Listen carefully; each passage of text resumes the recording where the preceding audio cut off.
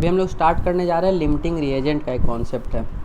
तो सबसे पहले समझते हैं कि लिमिटिंग रिएजेंट क्या होता है। इसमें कोई बहुत ज़्यादा डरने वाली बात नहीं है, अभी सब समझ में आ जाएगा लिमिटिंग रिएजेंट होता क्या है। तो सबसे पहले लिमिटिंग रिएजेंट का देखिए डेफिनेशन क्या है। Limiting reagent is that reagent which gets exhausted first in the reaction and it decides the amount of product that will be formed। जैसे कोई भी रिएक्शन हो रहा है, जैसे कि एक रिएक्शन है A प्लस बी प्लस सी जो कि प्रोडक्ट दे रहा है D। चलिए मान लेते हैं एक ऐसा रिएक्शन है। तो ये लिमिटिंग रिएजेंट क्या होता है, जैसे रिएक्शन हो रहा है तो रिएक्शन में जो पहले ख़त्म हो जाए, चाहे वो A हो या B हो या C हो, जो भी पहले ख़त्म हो जाए जिसकी वजह से रिएक्शन रुक जाए, उसी को हम लोग लिमिटिंग रिएजेंट कहते हैं। जो पहले ख़त्म हो और जिसके वजह से रिएक्शन रुक जाए, जिसके वजह से रिएक्शन रुकने की वजह से प्रोडक्ट का फॉर्मेशन भी रुक जाएगा। अगर रिएक्शन रुक गया तो प्रोडक्ट बनना बंद हो जाएगा। तो अमाउंट ऑफ प्रोडक्ट कौन डिसाइड करेगा, जो ख़त्म हो गया। इसको अच्छे से समझने के लिए चलिए एक एग्जांपल लेते हैं। जैसे सपोज़ ये एक मशीन है, अगर एक जनरल वे में समझो तो एक मशीन है। इसमें हम लोग 3 इंग्रेडिएंट्स डालते हैं, A B और ये C। हम लोग ये तीनों इसमें डाल रहे हैं और यहाँ से प्रोडक्ट D हम लोग का निकल रहा है। चलिए मान लेते हैं ऐसा एक मशीन है।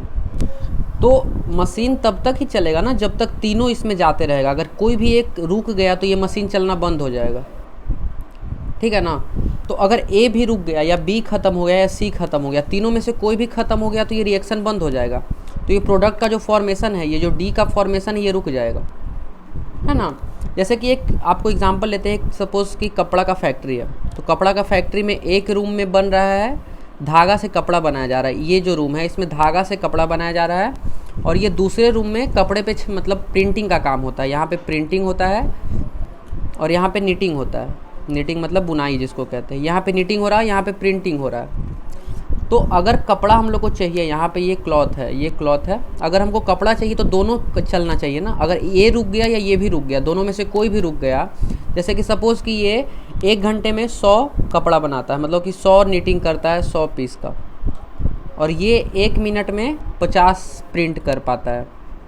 तो ये बनाने से क्या फ़ायदा जब ये आगे प्रोडक्ट बना ही नहीं पा रहा है। तो ये 100 बनाए या फिर 150 बनाए, ये तो प्रोडक्ट हमारा फाइनल प्रोडक्ट तो हमेशा 50 ही निकलेगा ना पर 1 घंटे में।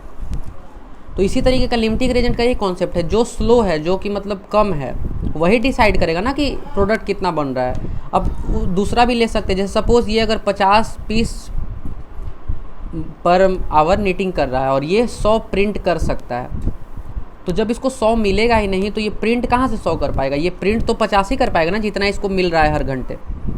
तो यही हो जाता है लिमिटिंग रिएजेंट कि कोई भी रिएक्शन में अगर 2 3 4 जितना भी रिएजेंट है, जितना भी रिएक्टेंट है, अगर उनमें से जो पहले ख़त्म हो जाता है उसी की वजह से प्रोडक्ट का फॉर्मेशन वहीं पे रुक जाता है, रिएक्शन रुक जाता है।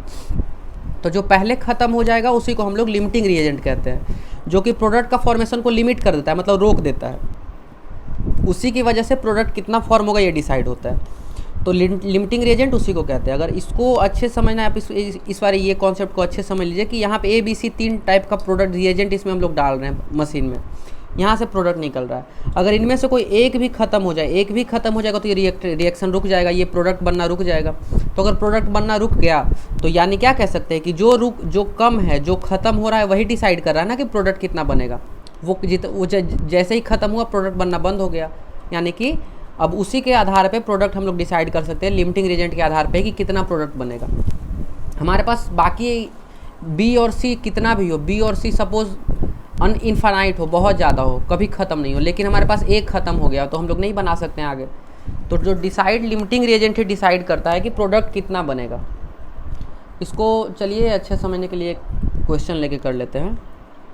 क्वेश्चन क्या है, find amount of H2O formed, मतलब मोल में, ठीक है, इसको मोल में फाइंड करना है। H2O formed when 3 mole of H2 reacts with 10 mole O2, ठीक है। तो चलिए सबसे पहले रिएक्शन लिख लेते हैं। H2 plus O2 gives H2O, सब गैसियस फॉर्म में है।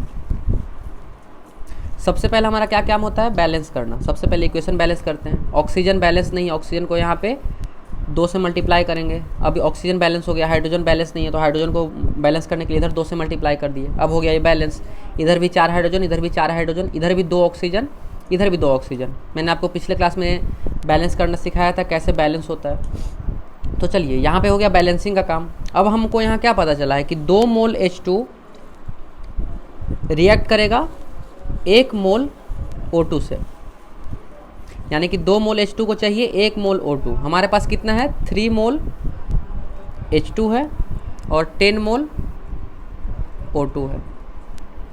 तो क्या हुआ यहाँ पे, अब आप खुद एक बार देख के बताइए कि ख़त्म कौन जल्दी होगा। हम 2 मोल रिएक्ट करता है 1 मोल से, मतलब कि 3 मोल रिएक्ट करेगा 1.5 मोल से। अब ये ख़त्म हो गया, इसका 3 मोल यूज़ हो गया और इसका 1.5 मोल यूज़ हुआ, अब ये ख़त्म हो गया। अब ऑक्सीजन किसके साथ रिएक्ट करेगा, अब तो ये किसी के साथ रिएक्ट कर नहीं सकता है, क्योंकि ये ख़त्म हो चुका है और बाकी तो कुछ बचा नहीं है जिसके साथ ये रिएक्ट कर सके। तो आप क्या डिसाइड कर सकते हैं कि 3 मोल H2 के वजह से ही जितना प्रोडक्ट बनेगा वो बनेगा। तो 2 मोल से कितना बनता है, 2 मोल पानी बनता है, 2 मोल H2 से 2 मोल H2O बनता है, तो 3 मोल से कितना बनेगा, 3 मोल H2O बनेगा। तो आप क्या देख रहे हैं यहाँ पे कि H2 के वजह से ही प्रोडक्ट फॉर्मेशन पता चल रहा है हम लोग को, कितना प्रोडक्ट फॉर्म होगा। O2 कितना भी रहे, अगर H2 खत्म हो गया तो O2 अकेले कुछ नहीं कर सकता है। H2 के रहते भर में ही O2 कुछ करके रिएक्ट करके प्रोडक्ट बना सकता है। अगर H2 या O2 दोनों में से कोई भी ख़त्म हो गया, अगर ऐसा भी रहता कि हमारे पास 5 मोल H2 रहता और 1 मोल O2 रहता, ये कंडीशन देख लेते हैं। 2H2 plus O2 gives 2H2O, ठीक है। तो 2 मोल से 2 मोल बनता है, 1 मोल से 2 मोल बनता है, ठीक है। तो यहाँ पे क्या है, ये है 5 मोल और ये है 1 मोल। 1 मोल रिएक्ट करता है 2 मोल के साथ, मतलब कि 1 मोल कितना मोल खाएगा ये H2 को, अगर मतलब सपोज यूज़ करना है तो 1 मोल कितना मोल H2 खाएगा, 2 मोल। हमारे पास अभी भी कितना मोल H2 बचा रहेगा, 3 मोल H2 लेफ्ट बचा रहेगा अभी भी, यानी कि O2 पहले ख़त्म हो गया, O2 ख़त्म हो गया, फिर भी हमारे पास 3 मोल H2 बचा हुआ है। तो बचा हुआ है, तो बचा हुआ किसी काम का नहीं है ना, क्योंकि किसी के साथ रिएक्ट करने के लिए इसके पास कोई है ही नहीं जिसके साथ रिएक्ट कर सके। तो जितना O2 रिएक्ट किया था उसी के हिसाब से पानी बनेगा, उसी के हिसाब से H2O बनेगा ना। तो 1 मोल देता है 2 मोल, तो 1 मोल यहाँ रिएक्ट किया तो ये कितना मोल बनेगा, 2 मोल H2 फॉर्मेशन H2O का फॉर्मेशन होगा यहाँ पर, ठीक है। तो इसी तरीके का मतलब आपको क्वेश्चन पूछा जाएगा लिमिटिंग रिएजेंट में कि लिमिटिंग रिएजेंट कैसे फाइंड कर सकते हैं, लिमिटिंग रिएजेंट के हिसाब से हम लोग प्रोडक्ट कैसे फाइंड कर सकते हैं। तो सबसे पहले कोई भी क्वेश्चन देगा तो आप उसमें देखिए कि लिमिटिंग रिएजेंट क्या है, कौन सा है लिमिटिंग रिएजेंट, और उसी के हिसाब से आपको प्रोडक्ट डिसाइड करना है कि प्रोडक्ट कितना बनेगा। जो ज़्यादा अमाउंट में है उसको आप पहले ही साइड कर दीजिए, उससे कोई मतलब ही नहीं होता है। जो ज़्यादा अमाउंट में है उसको उससे प्रोडक्ट पे कोई फ़र्क नहीं पड़ेगा कि प्रोडक्ट कितना बनेगा। प्रोडक्ट का फॉर्मेशन किससे मतलब इफेक्ट होगा, तो सिर्फ और सिर्फ लिमिटिंग रिएजेंट से, जो जल्दी ख़त्म हो रहा है। जैसे कि यहाँ पे O2 ख़त्म हो रहा था, यहाँ पे H2 ख़त्म हो रहा था, तो जो पहले ख़त्म होगा उसी पे प्रोडक्ट का फॉर्मेशन डिपेंड करेगा, ठीक है ना।